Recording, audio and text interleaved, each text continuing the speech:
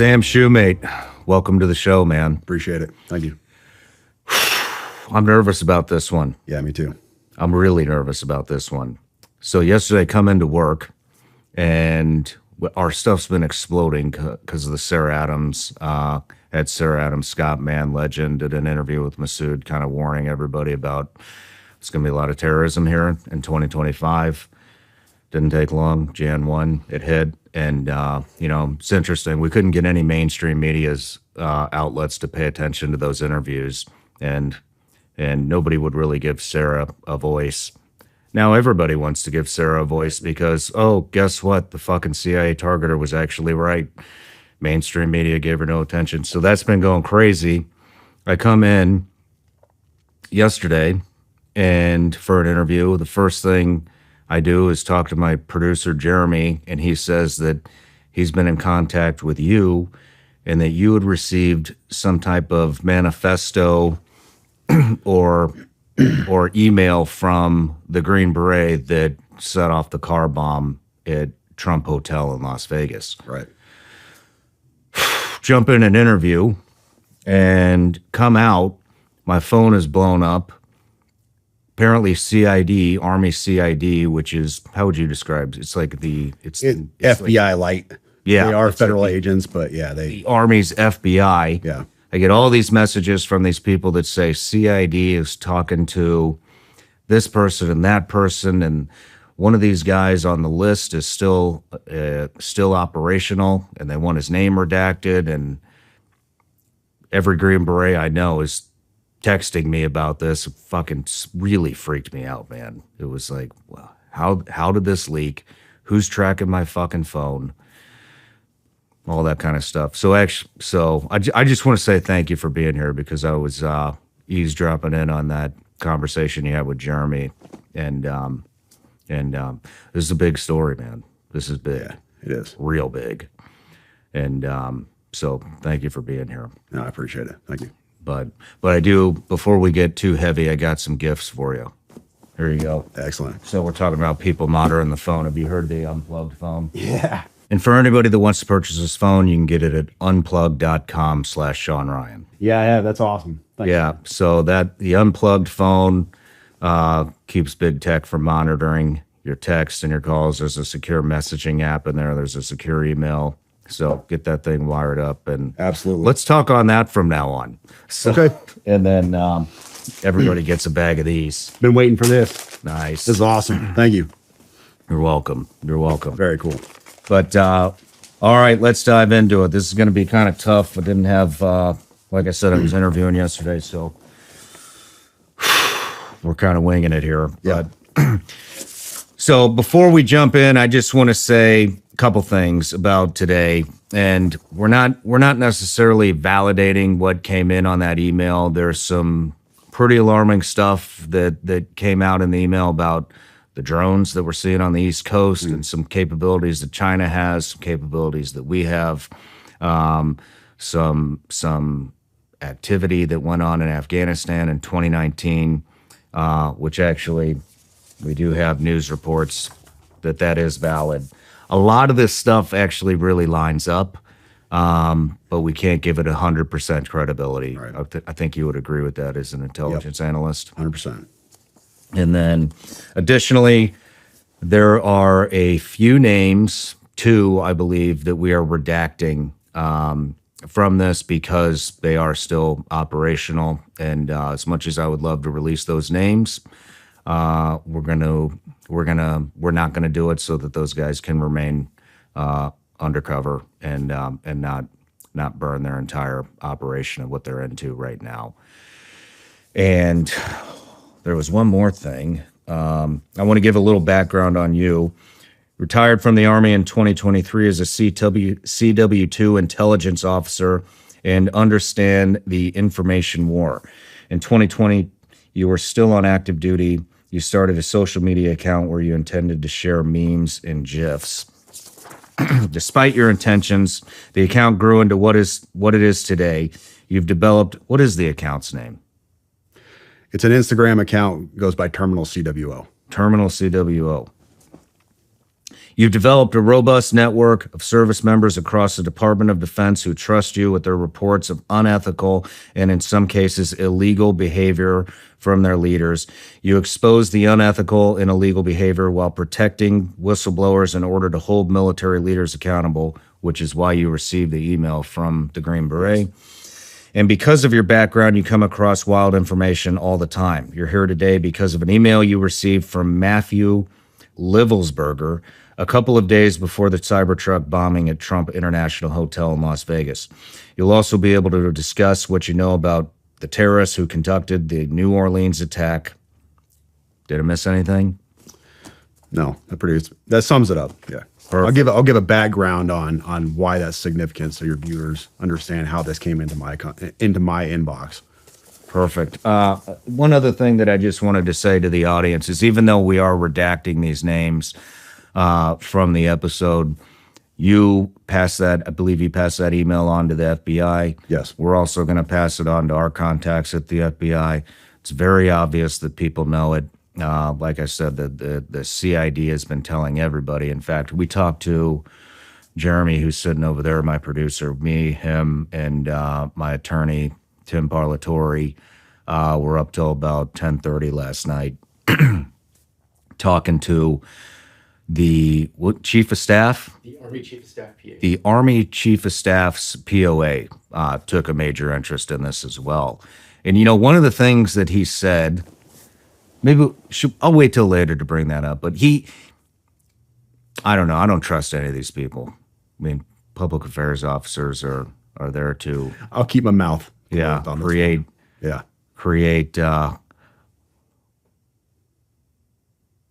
PAO is there to protect the command. Yeah. 100%, nothing else. Yeah. They're not there to shed transparency on anything. They are there to protect the command. Let's recreate what the story is.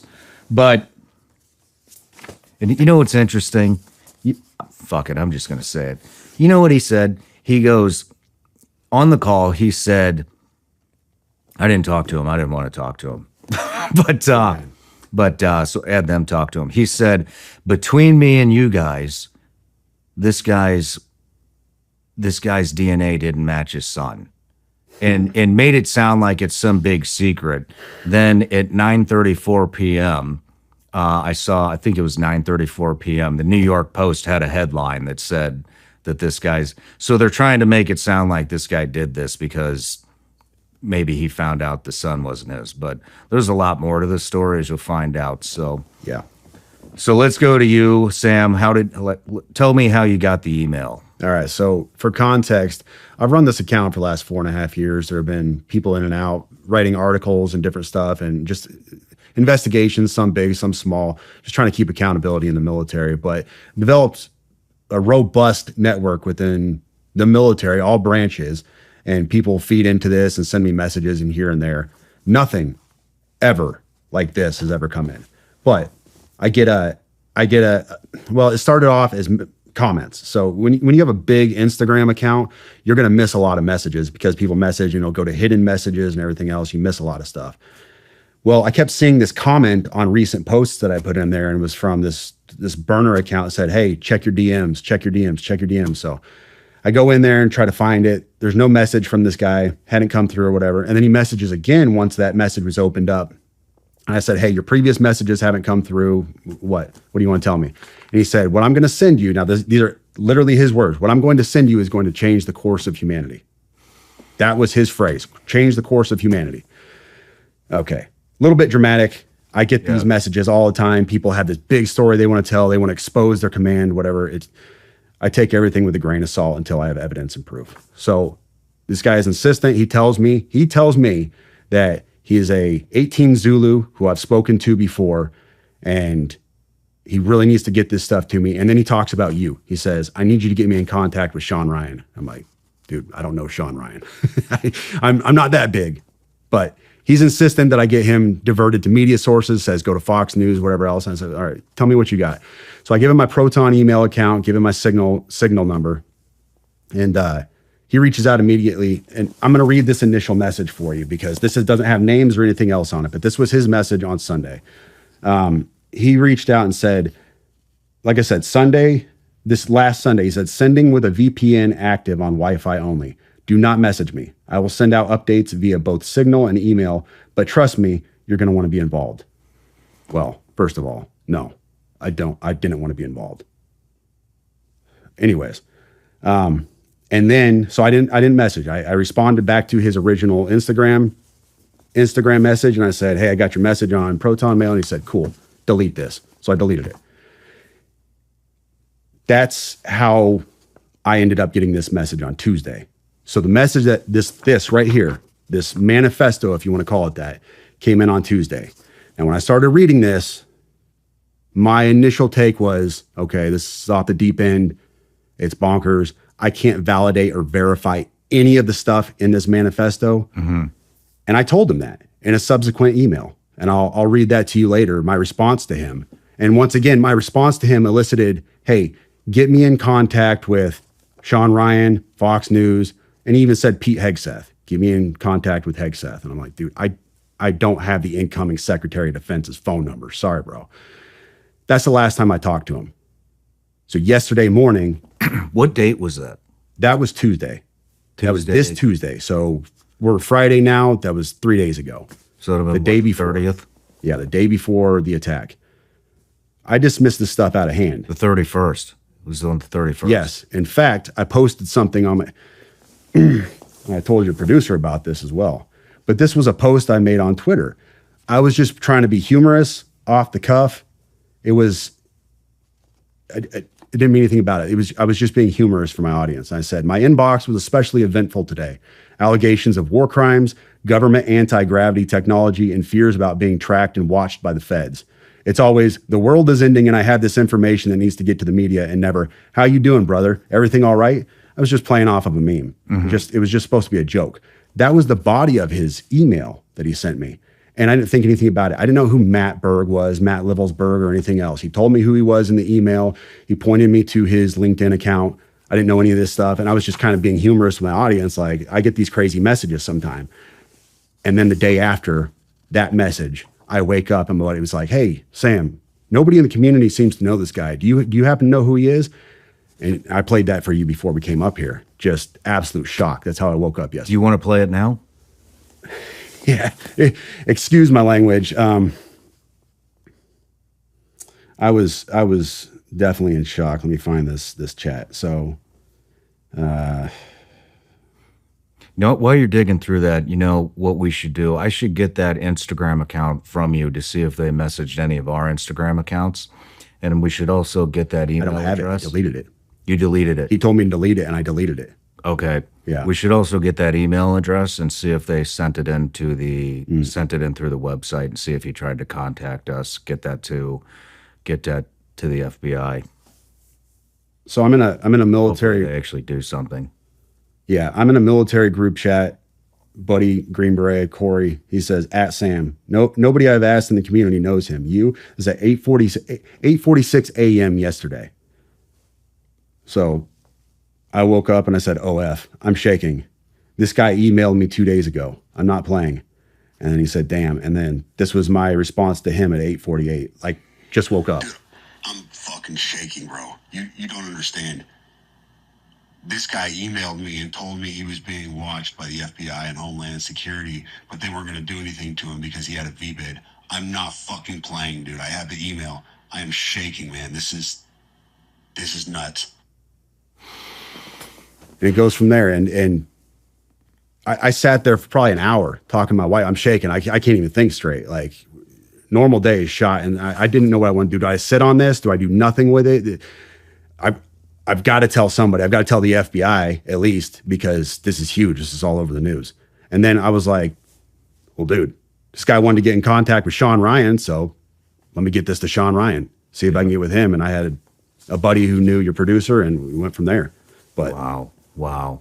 Do you want to read the email? Yep.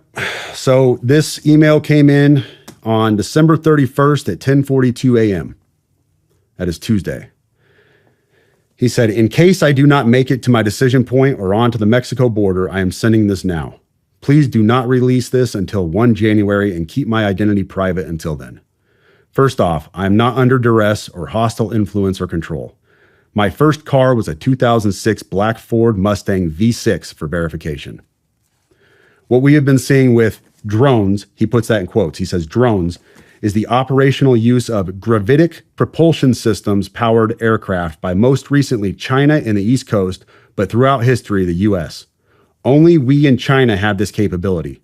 Our OPCEN, that's Operations Center, our OPCEN location for this activity is in the box below. China has been launching them from the Atlantic from submarines for years, but this activity recently has picked up. As of now, it is just a show of force, and they are using it similar to how they use the balloon for SIGINT and ISR, which are also part of the integrated comms system. There are dozens of those balloons in the air at any given time. The so what is because of the speed and stealth of these unmanned aircraft. They are the most dangerous threat to national security that has ever existed. They basically have an unlimited payload capacity and can park it over the White House if they wanted. It's checkmate. U.S. government needs to give the history of this, how we are employing it and weaponizing it, how China is employing them and what the way forward is. China is poised to attack anywhere in the East Coast. I've been followed for over a week now from likely Homeland or FBI, and they are looking to move on me and are unlikely going to let me cross into Mexico, but won't because they know I am armed and I have a massive VBID. Let me pause right there for a second. So he says a massive VBID. When I was talking to the FBI yesterday, they didn't know what a VBID was. I had to explain what that acronym meant, literally. You fucking serious? Dead serious. I said it twice and he goes, you said that word VBID. Can you tell me what that is? For your audience, a VBID, for your audience who has not been in the GWOT for the last 20 years, a VBID is a vehicle-borne improvised explosive device. In layman's terms, a car bomb, what we saw at Trump Tower. So backing up, he says, I am armed and have a massive VBID. I've been trying to maintain a very visible profile and have kept my phone, and they are definitely digitally tracking me. Here's where he gets into the other stuff. And this is where we had to redact the names. Well, your producer redacted the names. I have knowledge of this program and also war crimes that were covered up during airstrikes in Nimruz province, Afghanistan in 2019 by the admin, DOD, DEA, and CIA.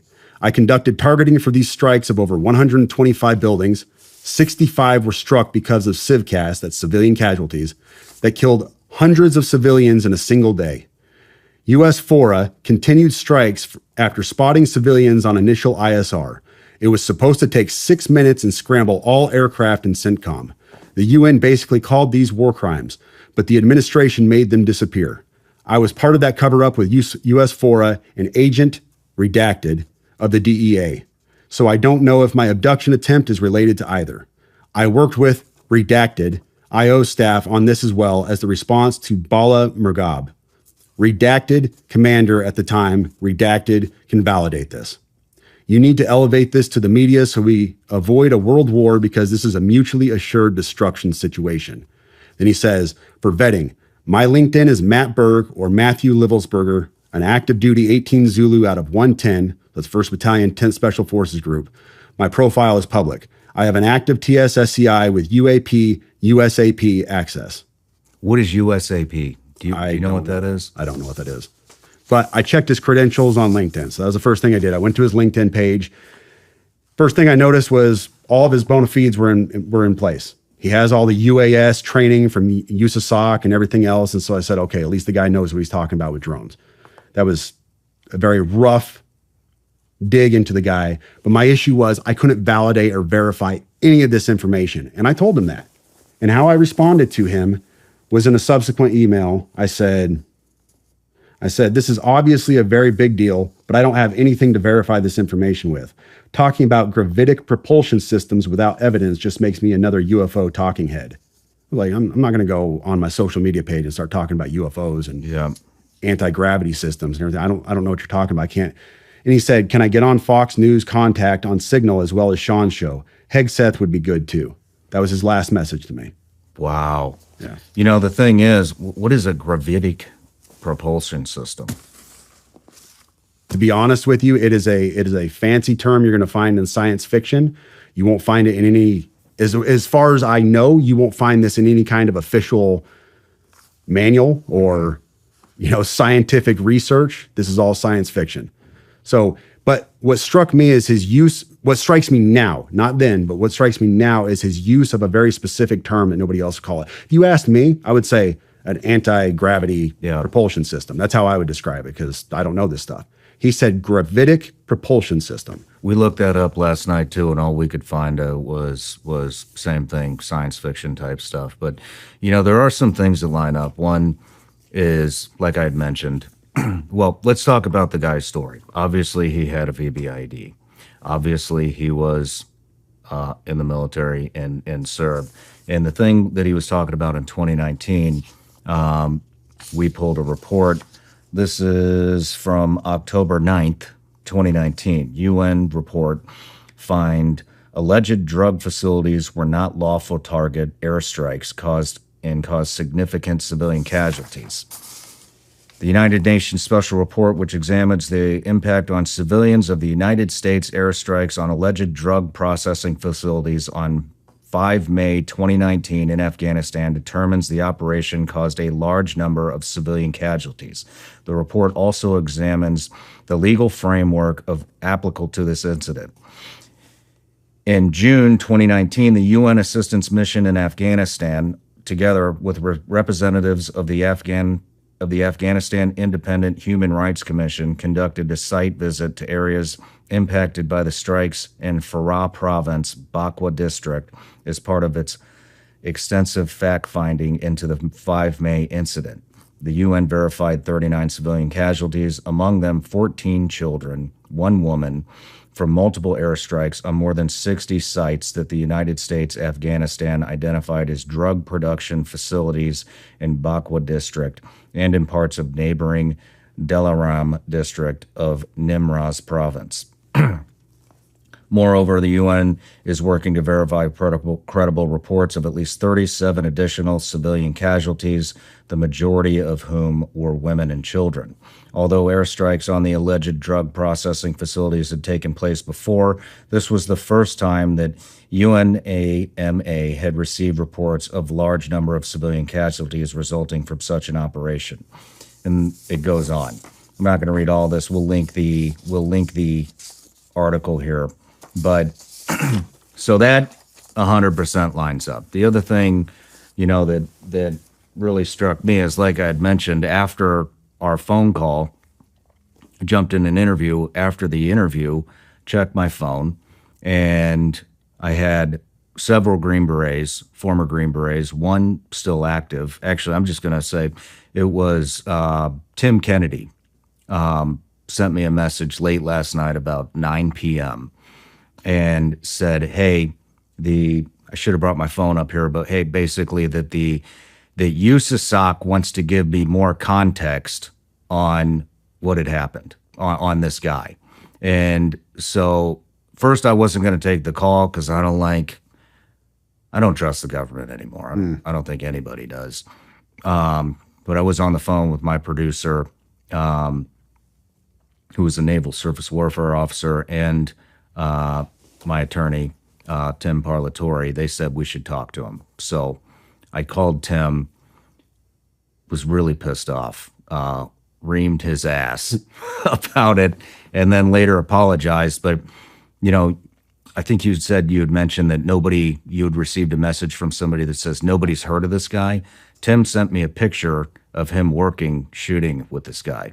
And I don't know if I should release that photo or not, but Tim basically told me this. So I got the POA's number, the public affairs officer, sent it to Jeremy and Tim. He talked to them. And what they wanted us to know was that this guy was an upstanding soldier, an excellent operator, was moving on, was moving towards retirement and moving on to basically enhance the future of warfare. They wanted us to know that. Then the PA officer, sounds like almost jokingly said, which I don't know why you would joke about this, said that, oh, and between us, which why the fuck would a POA officer say between us? I mean, if they didn't want us to know that information, Right, then they just wouldn't have told us that. But they wanted us to know, obviously, that the DNA with his with his supposed child was not a match. And so I think what they were trying to do is basically make this out to be, oh, this is why this happened. He got bad news that that's not his child, and so that's why he did it. But with all the other context, especially with the 2019 incident, which was obviously a cover-up, I think that has a major role in this. The other thing is, I started receiving a lot of messages from one of the redacted names, who's a DEA agent, the one that he's talking about in the email to you. We got it from multiple sources, one of which was actually a videographer for me, I think 4 years ago. He worked for me a very short period of time.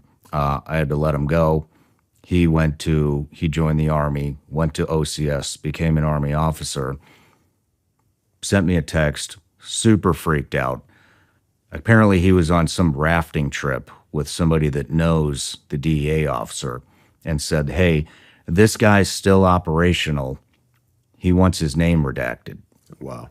Not the only one. Then I received a message from another very close friend of mine who's been on the show several times saying that he got word that this guy was still operational. And so that's why we decided to redact his name. I was getting upset because I didn't receive any communication up to that point. Well, then I checked my LinkedIn. I said, let me see if this guy actually messaged me. Sure as shit, that DEA agent did message me, said that he wanted to talk to me before tomorrow's interview. It was really important. Wow. We tried to contact him, not from my phone. I'm not calling any of these people, but from somebody else's phone. He didn't pick up, and we weren't going to send any text thread to show any communication between us any more than the LinkedIn message. And I didn't hit him on LinkedIn. So that also 100% checks out. Now, the weird thing is anonymous as this guy wants to remain, if I remember correctly, he posted something about the Green Beret that set the bomb off. Oh, yeah, wow. That was his latest post. Well, Jeremy, what was it? What did the post? And it was just a report of the story. It was just a report of the story. So very interesting how all this stuff is lining up. What do you think?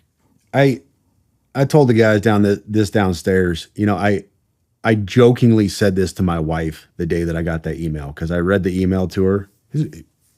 You all have heard the email now. You realize without context of who this person is, how just crazy it sounds. And I told her, I said, well, I mean, I guess if the dude ends up getting rolled up by the feds or he gets killed, we got a story, huh? Man, famous last words, right? Yeah. That's so I looked at, and I want to give context on one of the things. I saw this going around on social media. People were saying that his Signal chat, his safety number changed. I don't know if you saw this on X, but it was all over X. Apparently his safety number on Signal changed. He messaged me on Signal. So I went on there to look myself to see if it changed. And sure enough, it had. On January 1st, after the bombing, after he was dead, his safety number changed. That's all he sent me. He said initial contact, and I gave a thumbs up, and his safety number changed at the bottom. Look at that. That's after he's dead. I don't know enough about Signal to know why that would happen. Somebody has to have manipulated that, though, and messed with it. Somebody had to have been in his account after the fact and done something for that to have changed. What did the FBI say when you contacted him? Not a lot. I gave him the story on what went down.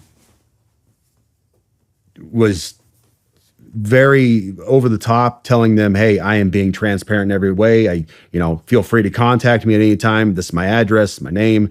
This is why he contacted me. This is my social media page. This is any reason why this could have happened, why this got dumped on me. This is the information. They took it. They were gracious. They were nice to talk to. Mind you, I had to explain what a VBID was, which was disheartening because you're the FBI, but that's another issue altogether. But nothing beyond that. They said, thank you, and we'll be in touch if we have any further questions. Well, they definitely got in touch with CID. Yeah, they did. Because that went all the way to the top of the Army. And, I'm going to dig in a little bit more on this report from 2019. However, according to international humanitarian law, including international customary law, facilities that contribute economically or financially to the war effort or of a party to a conflict are considered civilian objectives. The report, jointly produced by UNAMA and the UN Human Rights Office, concludes that the drug facilities associated with workers may not be lawfully made the target of attack and should be protected. The United Nations maintains that considering these objectives and individuals legitimate targets dangerously erode the fundamental principle of distinction, placing the broader civilian population and infrastructure at risk. The report sets out a number of recommendations, including that the appropriate and legal response to illicit drug activity is through law enforcement, not military operations that endanger civilians. Well, and here's the thing. We want to know why the DOD is scrambling on this, why the FBI pushed this to them so quickly, to CID all the way up to the very top. These are very, very serious allegations. Yeah. I mean, this is like UN level opening an investigation type stuff into alleged war crimes. This is no joke. It did happen. Yeah, the ripple effect is going to be massive on this. It did happen. I think we should take a quick break. I want to scrape our email to see if this Green Beret, what's his name again? Matt Livelsberger. Matt Livelsberger. Let's see. Burger. Okay. Let's see if Matthew Livelsberger sent us an email through our website email desk. We'll be right back. I know everybody out there has to be just as frustrated as I am when it comes to the BS and the rhetoric that the mainstream media continuously tries to force feed us. And I also know how frustrating it can be to try to find some type of a reliable news source. It's getting really hard to find the truth and what's going on in the country and in the world. And so one thing we've done here at Shawn Ryan Show is we are developing our newsletter. And the first contributor to the newsletter that we have is a woman, former CIA targeter. Some of you may know her as Sarah Adams, call sign Superbad. She's made 2 different appearances here on the Shawn Ryan Show. And some of the stuff that she has uncovered and broke on this show is just absolutely mind-blowing. And so I've asked her if she would contribute to the newsletter and give us a weekly intelligence brief. So it's going to be all things terrorists, how terrorists are coming up through the southern border, how they're entering the country, how they're traveling, what these different terrorist organizations throughout the world are up to. And here's the best part, the newsletter is actually free. We're not going to spam you. It's about 1 newsletter a week, maybe 2 if we release 2 shows. The only other thing that's going to be in there besides the intel brief is if we have a new product or something like that. But like I said, it's a free CIA intelligence brief. Sign up. Links in the description or in the comments. We'll see you in the newsletter. Join me and my special guest for the next behind-the-scenes experience exclusively available on Vigilance Elite Patreon. The behind-the-scenes footage is raw and uncut. This is as close to the set as you can possibly get. You can expect anything from off-topic conversations, studio tours, the final moments before the interview starts, and everything in between. The behind-the-scenes content is constantly evolving and will continue to bring you more as we grow. You can gain access for just $15 a month exclusively at Vigilance Elite Patreon. All right, Sam, we're back from the break. We did do a scrape of the email. Here is what we got. He actually did email us. This came in on December 29th, 2024 at 10:17 p.m. Emailed through the support desk on shawnryanshow.com. And by the way, all these emails will be posted on my X account, Shawn Ryan 762, and your X account, Same as whore. All right, here's the message traffic. Hey man, this is an active duty SFTM sergeant out of 10th. I want to blow the whistle on our activities in a certain place. I'm willing to sit down with you on the 31st in Flagstaff. or do it remotely via phone. Must be done before the 31st, as I'll be leaving. So we'll be sending this to the FBI as well. Love your contact. I'm also gonna hit some people I know over there, but I just, these people don't always talk. So I think it would be good to keep some continuity here. But so we did receive an email. What was this guy's? You deleted the message. The burner account on there, I did. He told me to delete it, and I did. It's a common practice. People get spooked and they want to delete it, so I do it for them. Yeah, I was going to throw that up there, but there's tens of thousands of messages in there. Yeah.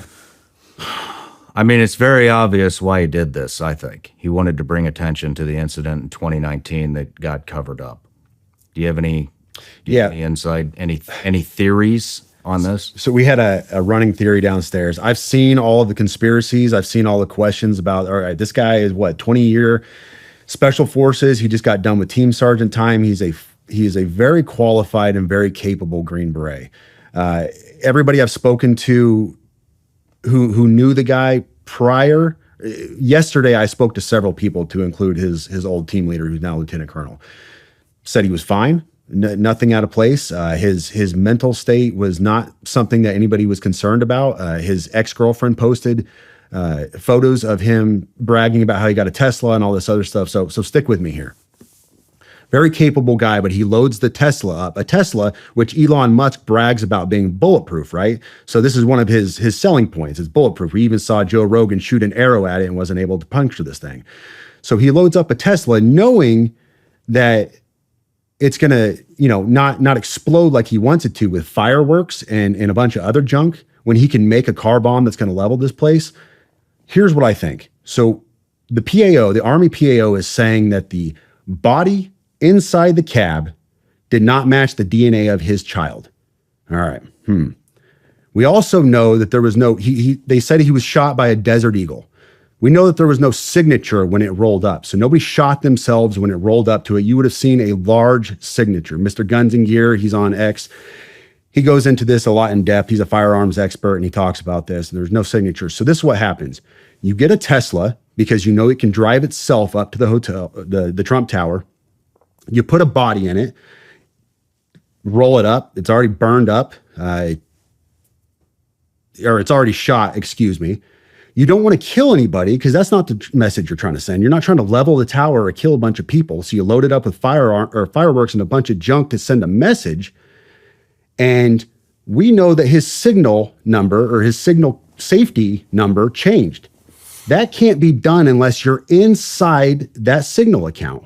And a lot of people conjecture, was the FBI inside his signal account, whatever else. But what if he accidentally changed his safety number, goofed up there? He rolled a body up in a Tesla specifically because a Tesla can drive itself up to the tower, and did what he did to send a message to expose his stuff. And he's still alive out there somewhere. Well, the other answers a lot of questions. The other thing is maybe the FBI wasn't in his phone. Maybe, this guy's obviously very competent. He's got a TSSCI clearance. I'm sure the polygraph has been associated with USASOC. Obviously, he was on this operation in 2019. By the way, the general in charge of that was General Miller. You'll see that in the email that we post on X later after this interview comes out. Maybe he changed his number on purpose and switched phones because he obviously was tipped off or conducted his own counter surveillance and caught Homeland or FBI tracking him. And so I think there's a very good possibility that that Matthew Livelsberger might be still alive. It checks, as far as I can tell, it checks all the blocks. The Desert Eagle, the Desert Eagle, yeah, a little over the top firearm. But if you think about it, if he was going to kill himself or whoever was in that car was going to kill themselves, look, if I was going to commit suicide with a firearm, I would go with the biggest possible caliber of bullet that I could to make sure that it actually worked, because I wouldn't want to be sitting there choking all over myself with a fucking 9mm or something. True.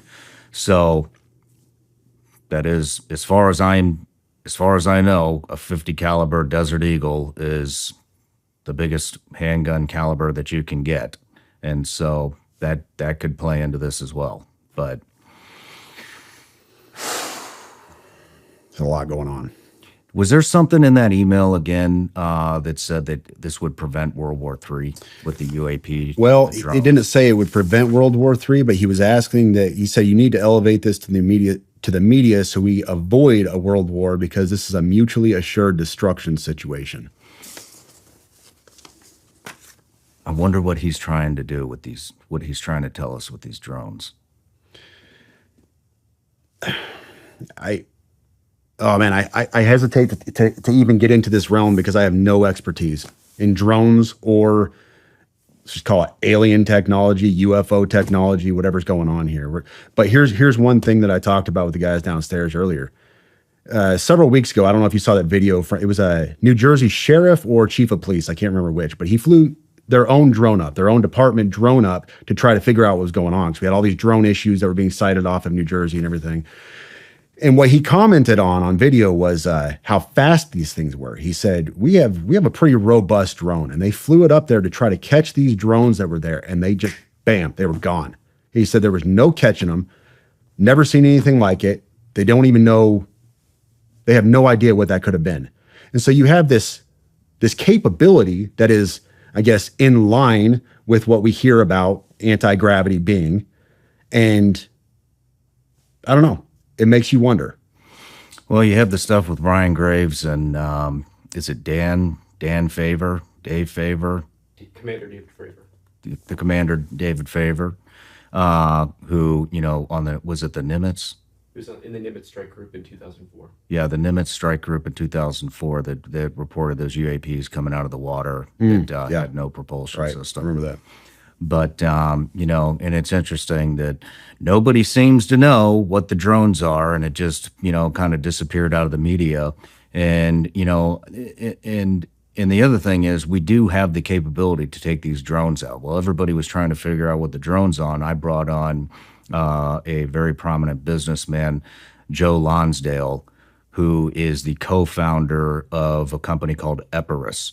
Epirus is they manufacture these directed EMP weapons that can take out 100 drones at a time. With a basically it sends out a simultaneous different directed EMP weapons. Brought him on. He's also founder of Palantir, big AI platform that the military's been using. Sure. That kind of revolutionized warfare. Big fan. So, so we could have taken those drones out at any moment in time. In fact, I know those are deployed. So that could be. So he had two objectives. One, he definitely wanted to bring light to 2019. That obviously affected his code of morals, and the drones. Yeah. And he's obviously very worried about World War III, which I think everybody right now. But why Trump Hotel? Why Las Vegas? Yeah. Conjecture and speculation at this point. I couldn't even tell you. You know, I've heard both sides. I've seen them finding posts from his wife, who's very allegedly. I'm not saying this. I'm just saying what has been put out on social media is very anti-Trump. She has had a number of anti-Trump posts, and then him, who his family say he's a stalwart patriot, Trump supporter, all these other things, which I guess if I had to guess, just in the realm of conjecture again, I would say Trump Tower. It draws more media, more fanfare. Was this an assassination attempt? That kind of stuff. So you get more press, more media pulling into it because it is such a significant namesake, if you will. But at the same time, it was a fireworks display and very little more. And if I'm running with the theory that I proposed a little while ago, he didn't want to hurt anybody. He wanted to send a message. No, I mean, it's very obviously, look, the guy's got great tradecraft. You know, I mean, he changed his signal number, if that was him, or his whatever the contact number on Signal. 20 plus year in special operations at the highest level. Picked a car that's bulletproof to do this. I think, yeah, there definitely wasn't mass casualties. He wasn't trying to hit mass casualties, because otherwise he would have done it at another location as well, or the bomb would have been bigger to take the entire building agree. out. And so this definitely wasn't, in my opinion, this definitely wasn't incompetence. Another thing to support this. So you got the email. He desperately wanted to talk to you before December 31st. He knew beyond a shadow of a doubt, January 1st was go day. Nobody was pressuring him. At the beginning of this email, we see, first of all, I'm not under duress or hostile influence or control. Okay. So he says that he reached out to you. He was very emphatic that it had to be before December 31st because he was doing this thing on January 1st. For some reason, that was a landmark day to him. Maybe it was just because big day for everybody, January 1st. But he was very emphatic that was the time. And then the thing he was trying to do was, overall, more than anything, was get a message across on the biggest platforms possible. He was trying to talk to Pete Hegseth. Why would you want to talk to the Secretary of Defense? He's trying to blow the whistle on these war crimes. He's trying to say this thing happened, man. Like, I can't live with this anymore. He desperately needed to talk to you, the biggest platform out there. He needed to talk to Fox News. I need to get this message out. That was his overall goal. In everything else, everything I've seen, I have not seen the intended goal was to kill himself or to create a mass casualty event. It is to get this message out. And how can I do that? What is the biggest bang for my buck? How can I get that done? That's what I'm seeing here. Yeah. It's a damn good point. Wow. Do you think there was any correlation between him and the New Orleans attack? No. I don't either. I looked at all of that. I looked at the posts. I looked at people are scrambling for news. Everybody wants to post something. They want to be the guy on social media that posts the groundbreaking thing. And I saw these connections to Fort Bragg and they deployed together at this time. And it was great. So did 500,000 of the rest of us. I was at Fort Bragg. Oh man, tie me to Delta Force. I must have been part of Delta Force and some cyber. No, I had nothing to do with them. It's this nonsense. It's a big organization. The Army is very large. You're picking things out and you're trying to make this a thing. That New Orleans guy was a staff sergeant who got out of the active duty Army in 2015, and he was in the reserves until 2020. People are saying in the last year he was radicalized. I talked to multiple of his peers, to include, I'm going to be very, very careful with this, former leadership. I'm not going to give what echelon they were at. Former leadership of his. There was no indication at all back then that he was radicalized. He didn't say radical. And I've seen the posts. I saw several people who were saying, well, we have confirmed posts that he was saying radical Islamic things.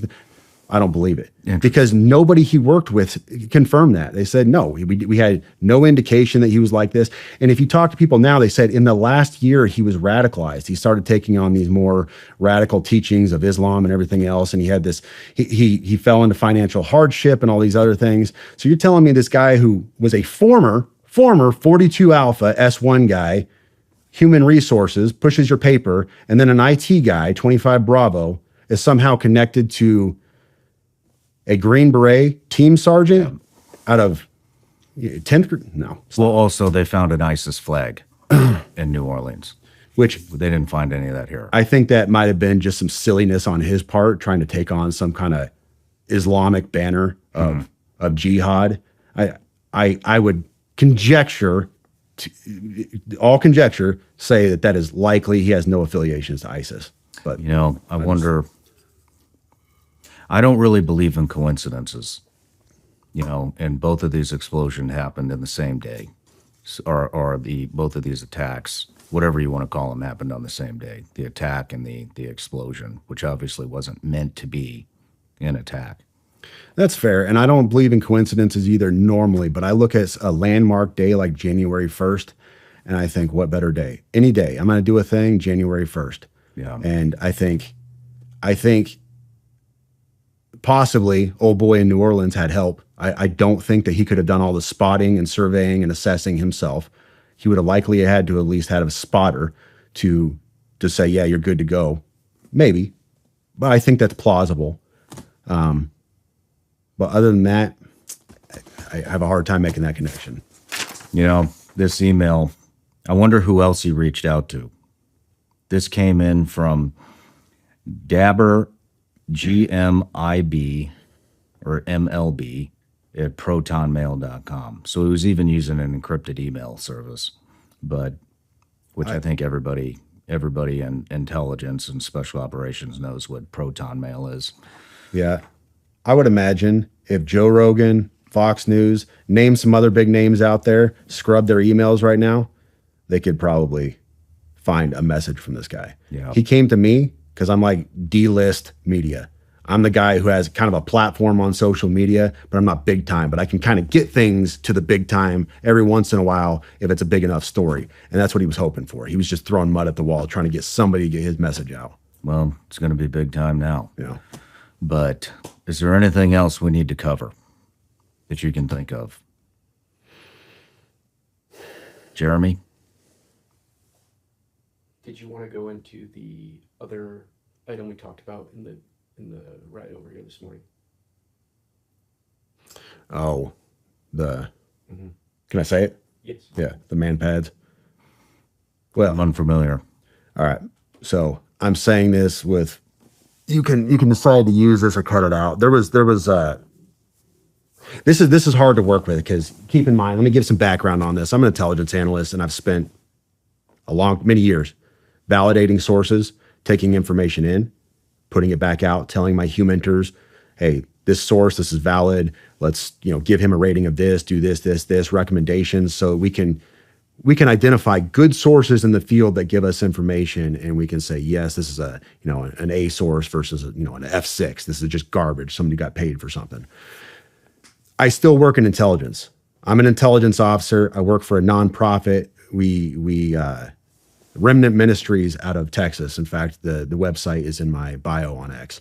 I work for Dr. Pete Chambers, Green Beret. And we were involved in counter-human trafficking along with just providing ministry to all kinds of stuff. Border operations. Most recently, we've been involved in West North Carolina a great deal. And we had some confirmed reporting through two solid sources. And this is where I have to be very iffy. And I told him in the car, and he can tell you offline, I cannot say this on the air, but we had two solid sources, one south of the border and then one from an element within our own government that confirmed independently of each other that some Iranian-made man pads, so surface-to-air missiles, had come across the border. We had the location and everything else. Well, Doc, that's what he goes by, Doc Chambers, he put this out on a podcast, and I was very emphatic, like, this is not stuff that I like to put on social media. I'm an intel guy by trade. This stuff is not for social media consumption. We got this to Secret Service. We did the whole gamut and got everything pushed to them, and that's why Trump was pushing a lot of this stuff out when he was, because we had told the Secret Service, and they had the reporting and everything else. But we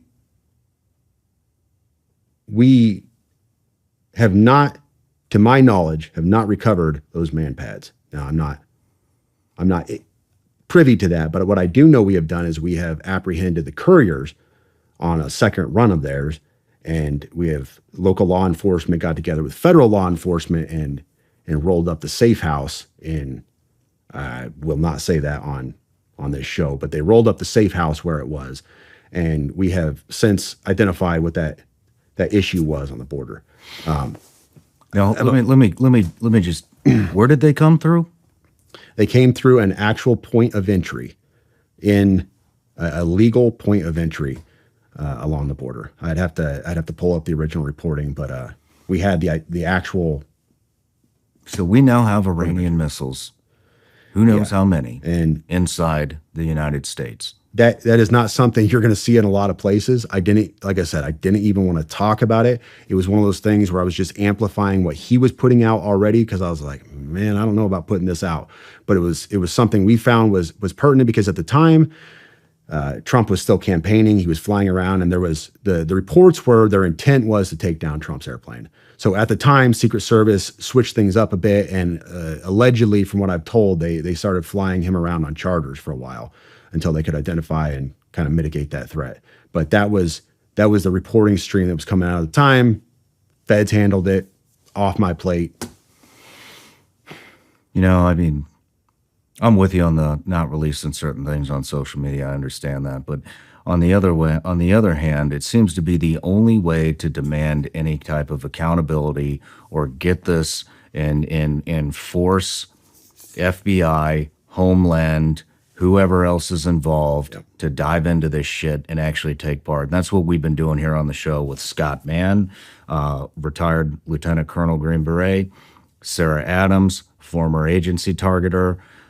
We brought on Legend, who's an Army intelligence guy who goes by Legend because he doesn't want to reveal his name because he still is very involved. And we even went all the way to Vienna to interview Commander Massoud, the leader of the National Resistance Front in Afghanistan.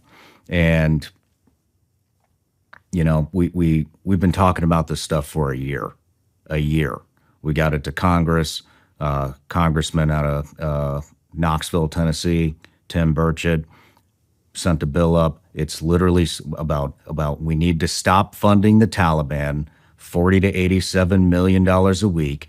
The Taliban has set up multiple NGOs within Afghanistan, and basically what we're doing is sending loads of cash to NGOs that the Taliban had set up. We're funding our own demise, and nobody's fucking paying attention. Nobody's paying attention. We tried to get it in the media. We got a little bit of hits. Most of them were from outside the U.S. We had a reporter out of India kind of cover it, but we've been warning about what's happening for damn near a year now. Sarah first came on, I believe it was October of 2023 was her first interview, and nobody took it seriously. Now we have the New Orleans attack. We have Iranian missiles. We have these invisible bombs. Do you know about the invisible bombs? So now these terrorist organizations have developed invisible bombs that will get through metal detectors, any kind of screening device that's out there, and they brag about this. And now we just did a Twitter Spaces with Sarah Adams, and they are now bragging that what we know about the invisible bomb, it's now even more advanced than it was before. So that means they can get this into stadiums, they can get this into airports, they can get this pretty much anywhere they want because you cannot detect it. That's scary. Yeah. Great. So, you know, for the people out there, you know, look, there's no stopping what's here. You cannot stop this. Nope. You can't roll it back. Not with what we have in the bottle. Already in here. We have sleeper cells. Yep. We're already getting reports that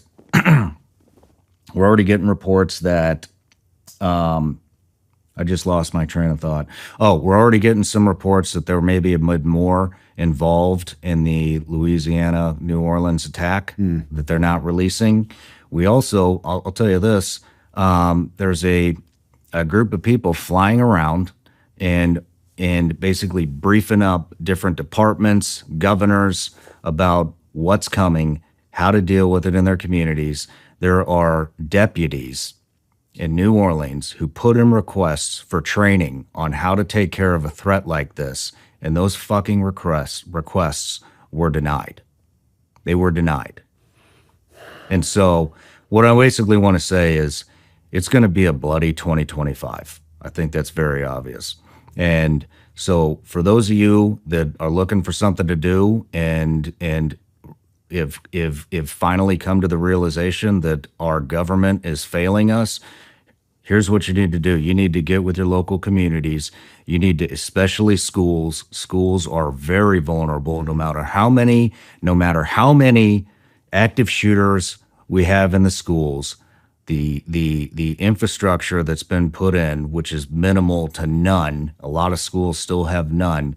You better start holding your schools accountable, and you better start raising hell and having them upgrade security no matter what the cost, because no matter what the cost is, it's not gonna amount to the loss of life that we will potentially see throughout the United States.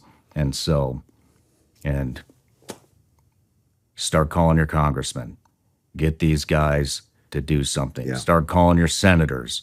Get these guys to do something. They have been warned for over a year that this is coming, and nobody wants to take it seriously. Nobody wants to take it seriously. We contacted the House of Foreign Affairs Committee. They did like a Zoom call. A Zoom call. Yeah, that's Just for a little media hit. Our government is failing us. And so it's in our hands now. It's your kids. It's your wife. It's your husband. It's your parents that are going to pay the price for what we have installed in this country. And it's now up to us because they aren't going to do anything. So on that note, like I said, it'll be on my X account, ShawnRyan762. The emails will be there. The footage will be there. Any of the stuff we talked about will be there. It'll be obviously, on audio on YouTube. And your accounts on Instagram and X are... I just focus on X as Samosaur. If you want to follow the military nonsense, it's Terminal CWO on Instagram. Perfect. Well, we'll link those below. And once again, Sam, I really appreciate you coming out. Oof. Fucking hell. I wonder if this fucking guy's still alive. I do.